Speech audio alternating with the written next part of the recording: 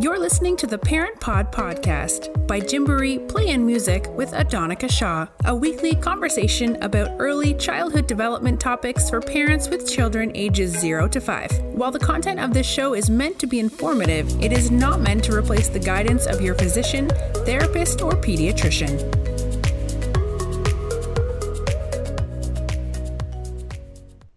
Hello, and welcome to another episode of the Parent Pod podcast by Gymboree Play and Music. I'm your host, Adonica Shaw. Today, we are talking about how helping your children establish boundaries and helping you to guide them as they learn and push the limits of their world. Now, as most of us parents can agree, when our little ones start throwing tantrums around age 2 and 3, most of us don't quite know what to do or how to respond. We don't know always how to coach them through their behaviors and coach them through a series of steps that they can use, and us, even as parents, to help them reroute their behavior and hopefully adjust in their environment, whether that's at school, whether that's with grandparents, or in other settings with other adults and other children. So today, we've decided to dig deep into what that boundary setting might look like, and we've got a special guest all the way from Cincinnati, Ohio, and I think she's still with me. Jen, are you there? I am here. Thank you so much for having me today. Oh, thank you so much for being with us. And so, for the people at home, I've certainly, taken a deep dive into your background. I know that you've gone to the University of Cincinnati. You've got a BA in psychology. You've been a residential manager at the Hamilton County Juvenile Court-Hillcrest Detention Center. I know that you work with young children and families who have young children in terms of setting those boundaries when it comes to discipline. But is there anything in specific that you want families to know about setting those boundaries really early for little ones, and maybe how to curb any anxiety for toddlers as they are growing up? Mm-hmm. Absolutely. So in addition, there's a couple other experiences I have, but I also wanted to add in there that I also have a Master's of Arts in Forensic Psychology, and I obtained that while I was actually pregnant with my first child. So while I was studying, I was, of course, having that first-time parent apprehension of, oh my goodness, what am I going to do with this little human? So I dove in to specialize in child development and further understand, just to make sure that I was doing everything correctly. So that was a big help for understanding all of these different behaviors that happen during early childhood and what is normal, where are some places that we do need to set the boundaries. And so what I've found, as a parent myself, and as well as working with children and adolescents as a mental health therapist, and then also as a parent-child coach, is that if we identify as a parent of, what are some behaviors that are okay, and what are some behaviors that that are not helpful to our child themselves, that, there's behaviors that they have that can continue to lead to problems, and then behaviors that could possibly wear us out as parents too. So identifying those ahead of time of how much what are the rules, come up with a couple rules at that stage of development of, here's what we're working on. And when the child steps outside of those boundaries, to make sure that we are absolutely consistent, because there is one thing about little humans. Sometimes they like to play these games to see how far they can push those boundaries. And if we let them, it can really drain us as parents. So the rule of thumb that I have when, we're really trying to help our child navigate the new world, the new boundaries, of course, these boundaries are for their benefit and to keep them safe, is, to give one warning unless it is a safety issue. And then after that one warning, we do need to follow through with a loving consequence to help them, motivate them not to continue with that behavior. Now, also in the meantime, a lot of these behaviors come up because there's these emotions, like the meltdowns that come up that can be very draining for parents, right? So the emotions that do come up, that, they get angry if they don't get their way, or, maybe they feel sad or sometimes just tired or hungry. reading a lot of books that have to do with feelings to help them identify and start learning how they're feeling, so that way they can help themselves express what their needs are. So as parents, again, first time parents trying to figure out, is this a hangry cry, or are they tired? What is this? Help them, already even in these early stages of life to start self-advocating and say, you know what, I feel tired, or I feel hungry, and know that there's resolutions to these feelings that they're having. One of the techniques I use with parents and children are the halt. I have them trace out their hand, and then we write halt across the hand. And we say, if we're feeling moody, are we feeling hungry? Are we feeling angry? And I also add anxious into there because sometimes that anxiety causes those behavior problems too. The L stands for lonely, and then the T stands for tired. And we go through like, oh, what are some things that we can do, if we feel hungry? We can ask mommy for, an apple or some peanuts or something, that is a healthy protein snack that's going to help improve their mood because their sugar's low, but not give them a crash either. Or if they're feeling tired, for them to say, I need to lay down for a little bit. I'm feeling tired. Or if they're feeling lonely, saying, mom, dad, can I have some attention? Can we do something special together? And I know your audience is, from 0 to 5 years old, but even at, 3 years old, they can communicate in their own way. Some things to reach out for help so that they are resolving these issues and not using the alternative behaviors of, the meltdowns, or just doing things that are more rebellious sometimes to act out. Because if they are doing those things and parents are responding to them, they are actually getting attention. But it could be more of the negative attention, but it's still meeting that half of that need. But we want to make sure that we're meeting that need in a healthy way. So I know that was like a long roundabout answer to your question. But yeah, this is something that I'm definitely enthusiastic about. I've helped so many families with this, and I've personally used it on my own children, and my own children are teens now. So it has helped me keep them within those boundaries. So now that they're teenagers, they still have that respect and they still follow the rules and boundaries. So I will say, it's amazing that what Gymboree does, and, helping parents start out at a young age, so that way you can keep the kids on the right track and they don't get so far off the track that it's kind of hard to get them back on the track. Yes, I completely understand. And so I'm listening to this, and I think this is great. I feel like the question that maybe our first-time parents might struggle with is like, okay, let's say they want to do the HALT method and they completely understand the importance of doing this. Now, inevitably, what usually happens, whether it's with, an in-law, a parent, maybe a trusted friend, perhaps they don't always have the same belief system as when it comes to setting boundaries. Like, certainly we're all surrounded by other parents, and obviously we're the children to our own parents, and perhaps they have done things differently. What piece of advice would you give to young parents that might be struggling with trying to employ a certain method, so to speak, of helping to guide the behavior of their little one or their toddler, but being around others that may not be in support of a specific method? Is there a way to bring other adults or trusted family members or caregivers, along with that particular method? Or is there another way or another course of action that they might be able to employ to make sure the child still gets that very consistent behavioral guidance in multiple environments, even when mom and dad isn't around? Mm-hmm. That is such a great question, because I know so many families do struggle with this. And I can, definitely relate to this personally, as I have a blended family. So, we've had to do some of the co-parenting, try to get on the same page, and sometimes you can't always get on the same page. So for the very first thing that I would like to say, as long as the parent is being consistent and the child is with the parents most of the time, the child's going to be okay. The child is going to know what those boundaries are with the parent, as long as the parent is consistent.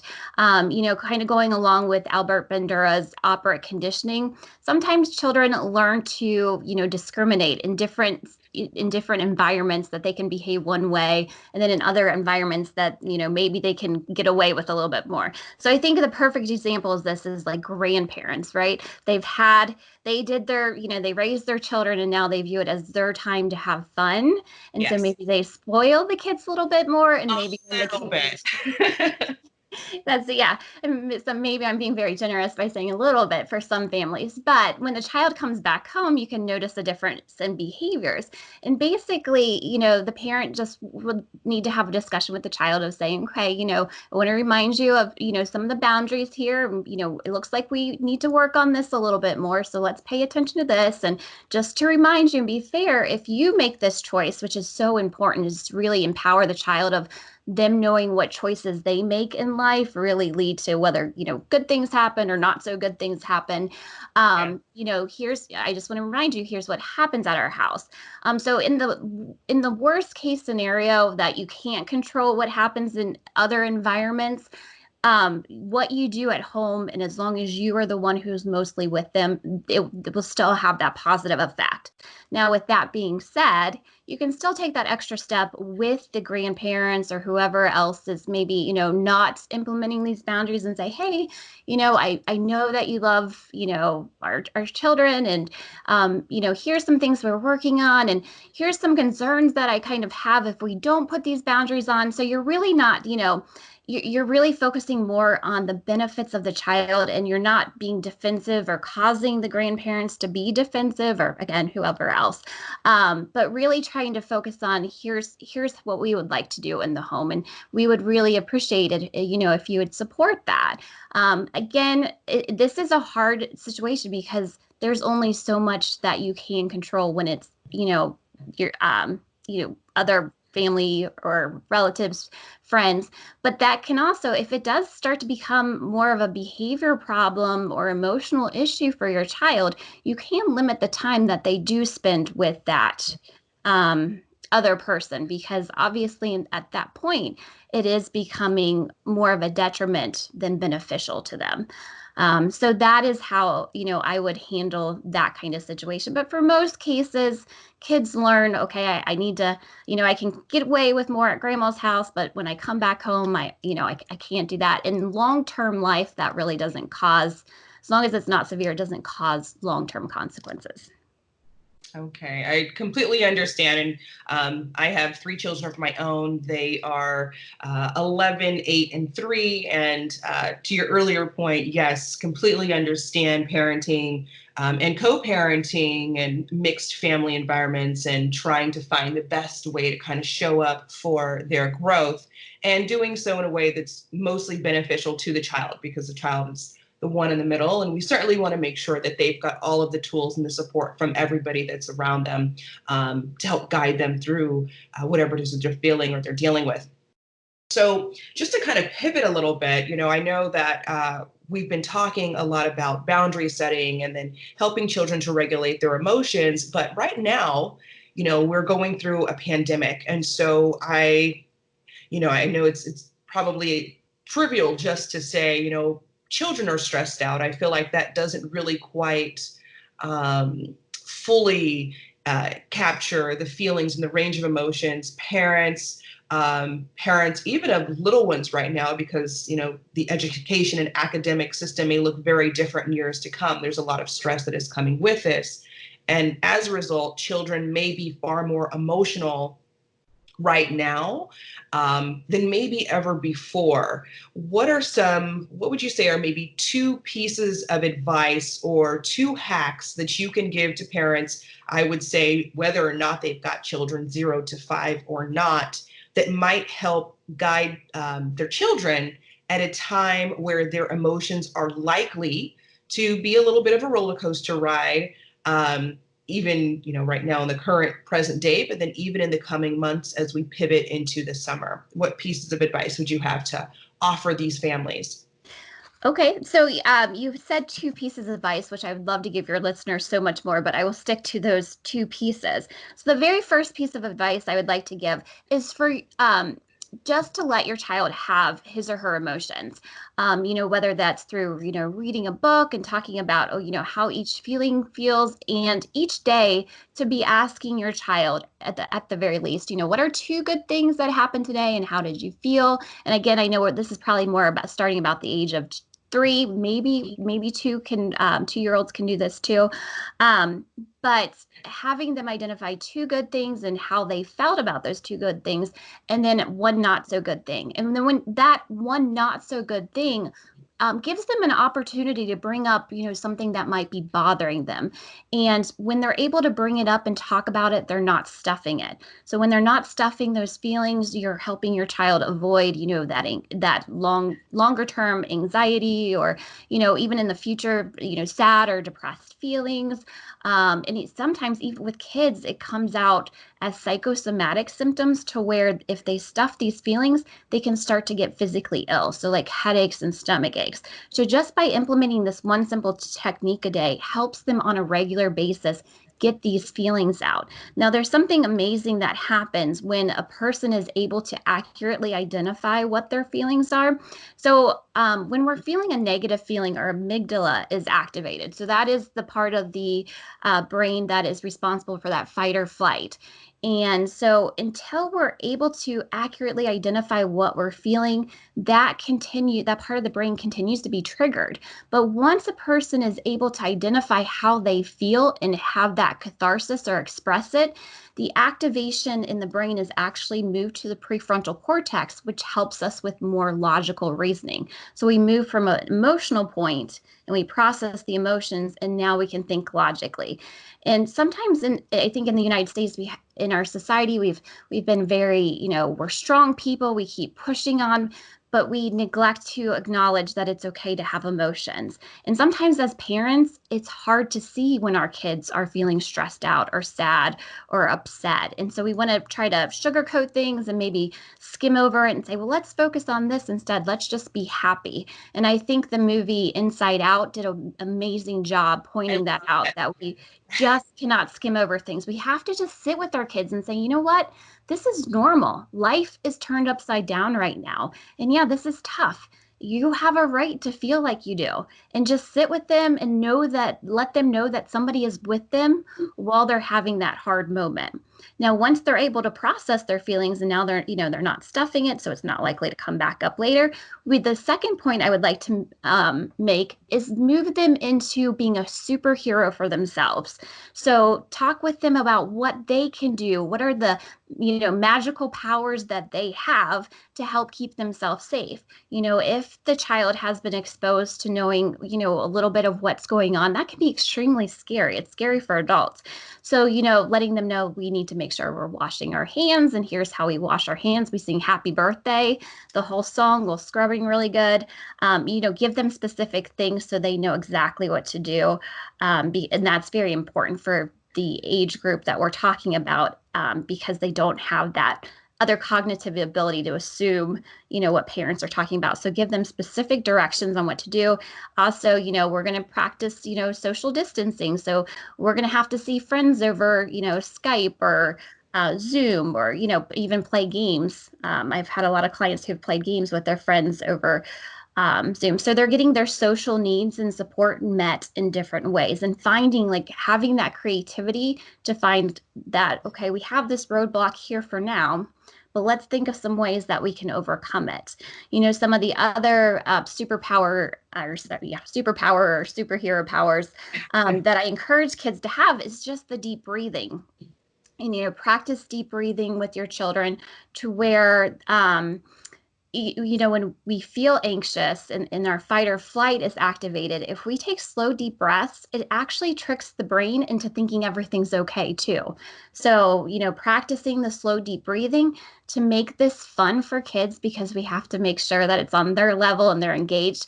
I blow bubbles with them, and I tell them if we are blowing slow enough, we're going to get one big bubble. But if we're blowing too fast, we're going to get a bunch of little ones or medium-sized ones. So that's always a fun activity that parents can do with kids to help with that deep breathing. But really focus on your child feeling like a superhero, that they can overcome whatever this challenge is right now in life. and even setting them up for, having the mindset of overcoming challenges in the future. That's awesome. I know that we're getting to the end of the episode, and so I do want to ask you 2 more questions before we let you go. The first is, which book would you recommend that parents read, even if it's your own, for extended learning in terms of how to guide their children's emotions and how to guide them through setting healthy boundaries for themselves? The one that I would recommend for the age group of your listeners and their children, I recommend the book called Today I Feel Silly and Other Moods That Make My Day. And it is by, her name's Jamie. I can't think of her last name right now, Okay. but she's an actress.